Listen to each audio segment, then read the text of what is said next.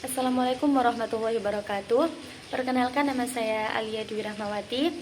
Saya mahasiswa Universitas Islam Negeri Maulana Malik Ibrahim Malang, Fakultas Ilmu Tarbiyah dan Keguruan, Program Studi Pendidikan Agama Islam dengan NIM 3 digit terakhir 231. Di sini saya akan memaparkan materi yang diampu oleh Bapak Muhammad Tulus MPDI selaku dosen mata kuliah kewarganegaraan. Materi yang saya bawa ini membahas mengenai bagaimana sejarah timbulnya makna demokrasi, prinsip-prinsipnya, dan bagaimana penerapannya di Indonesia. Nah, sebelum kita memasuki kepada sejarah, alangkah baiknya kita mengetahui apa sih demokrasi itu. Demokrasi sendiri berasal dari bahasa Yunani kuno, demos yang berarti rakyat dan kratos yang berarti kekuasaan, yang mana demokrasi ini bisa diartikan sebagai kekuasaan rakyat. Sistem demokrasi pertama kali tumbuh di Athena, Yunani kuno pada abad ke-5 sebelum Masehi, dengan sistem pemerintahan langsung, di mana warga negara laki-laki dewasa dapat secara aktif mengikuti pengambilan keputusan politik. Namun beberapa saat setelah itu, sistem demokrasi mengalami kemunduran ketika Kekaisaran Romawi mulai berkuasa. Sistem pemerintahan yang awalnya partisipatif menjadi otoriter dan terpusat, sehingga kekuasaan tidak lagi berada di tangan rakyat, melainkan berfokus pada satu orang, yaitu kaisar. Oleh karena itu, masa Kekaisaran Romawi sering dipandang sebagai periode kemunduran demokrasi klasik, di mana demokrasi ini mengalami kemunduran dan nyaris menghilang dari panggung sejarah dunia barat. Kekuasaan politik pada saat itu didominasi oleh sistem feodal, di mana raja dan bangsawan secara turun-temurun menguasai tanah. Sementara itu, rakyat tidak memiliki hak untuk politik. Nah, selain itu, Gereja Katolik juga memegang kendali besar atas kehidupan ekonomi dan politik, sehingga hampir tidak ada ruang untuk masyarakat dalam berpartisipasi atau menyuarakan suara mereka. Menjelang akhir abad pertengahan, ini menjadi awal kembalinya perjuangan demokrasi, yaitu dengan adanya penandatanganan Magna Carta di Inggris pada tahun 1215. Dokumen ini memaksa Raja John untuk membatasi kekuasaannya dan mengakui hak-hak bangsawan. Nah, adanya penandatanganan Magna Carta ini menjadi simbol penting bahwa kekuasaan penguasa itu tidak bersifat mutlak, dan hukum yang ada itu bersifat mengikat kepada semua pihak, termasuk kepada raja. Nah, gagasan ini kemudian berkembang pesat pada masa abad pencerahan.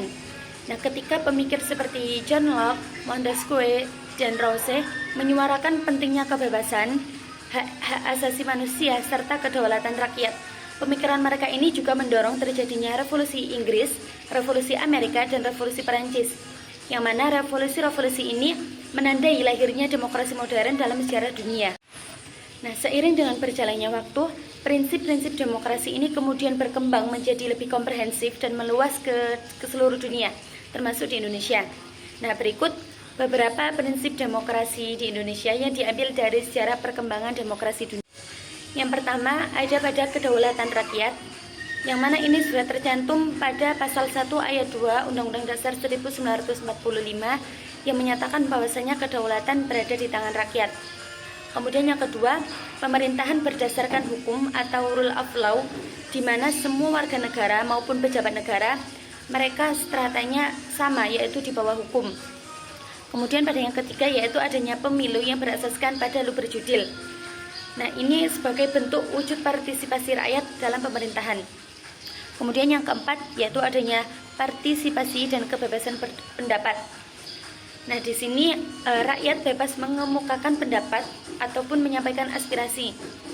Adanya kebebasan berpendapat ini juga didukung oleh kebebasan pers dan media. Kemudian yang kelima, adanya musyawarah dan gotong royong. Ini juga merupakan ciri khas demokrasi di Indonesia yang sejalan dengan sila keempat Pancasila dan adanya keberagaman di Indonesia dengan berbagai ras maupun suku dan budaya. Kemudian pada poin yang keenam, yaitu keadilan sosial dan persamaan hak, di mana demokrasi ini tidak hanya sekedar prosedural tetapi juga substantif. Jadi tujuannya untuk membangun kesejahteraan dan kesetaraan bagi seluruh warga di Indonesia. Nah, jadi prinsip-prinsip demokrasi di Indonesia ini berakar dari sejarah perkembangan demokrasi dunia. namun berkembang dengan ciri khas lokal yang menekankan pada nilai kebersamaan, keadilan, dan juga gotong royong. Hal ini menjadikan demokrasi di Indonesia sebagai sistem yang tidak hanya formal, tetapi juga mencerminkan budaya dan nilai bangsa. Nah, lalu kira-kira bagaimana sih penerapan demokrasi di Indonesia ini? Maka perlu kita ketahui bahwasanya demokrasi di Indonesia ini tidak hanya sekedar meniru sistem demokrasi Barat, tetapi memiliki landasan yang khas, yaitu Pancasila sebagai ideologi bangsa dan Undang-Undang Dasar 1445 sebagai dasar hukum tertinggi. Nah, kedua dasar ini menjadi penentu arah, menjadi penentu batas, dan bagaimana sih bentuk dari sistem demokrasi yang dijalankan di Indonesia ini. Kedaulatan rakyat, Indonesia menerapkannya dengan mewujudkan adanya pemilu langsung. Jadi di sini masyarakat diberi kebebasan untuk memilih presiden, DPR maupun kepala daerah sejak masa era reformasi, yaitu sekitar tahun 1998 hingga sekarang. Nah, ini sesuai dengan semangat demokrasi bahwa rakyat adalah pemegang kekuasaan tertinggi di dalam suatu negara. Kemudian pemerintahan berdasarkan konstitusi, rule of law. Nah, di Indonesia, Undang-Undang 1945 ini adalah hukum tertinggi dan semua tindakan pemerintah harus berdasarkan dengan hukum. Nah, kemudian adanya lembaga seperti Mahkamah Konstitusi ini adalah atau berfungsi untuk menjaga konstitusional dalam sebuah negara. Kemudian adanya partisipasi aktif rakyat ini menunjukkan bahwasanya Indonesia mengambil sistem demokrasi partisipatif. Jadi warga tidak hanya memilih dalam pemilu, tetapi juga bisa menyampaikan aspirasinya melewati musyawarah desa, kemudian aksi sosial media, maupun partisipasi politik lainnya. Kemudian juga adanya kebebasan sipil dan pers. Nah, di Indonesia ini adanya kebebasan berpendapat, kebebasan sipil dan pers itu diatur dalam pasal 27 sampai 28 UUD 1945 yang menjelaskan bahwasanya setiap warga negara itu berhak atas pekerjaan, pendidikan, kebebasan berpendapat dan perlakuan setara di hadapan hukum. Di sisi demokrasi ini memberikan kita kebebasan untuk berbicara, menyampaikan pendapat dan ataupun mendapat informasi dari media.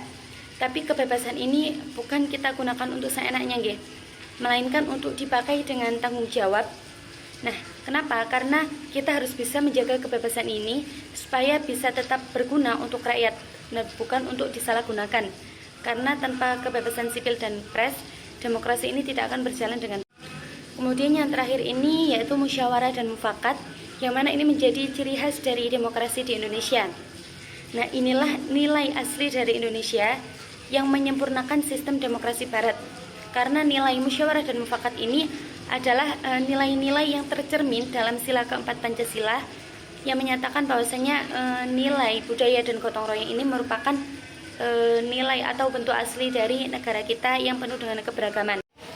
Nah, kira-kira bagaimana sih realita yang sedang terjadi di negara kita yang menjadi tantangan daripada penegakan demokrasi di Indonesia?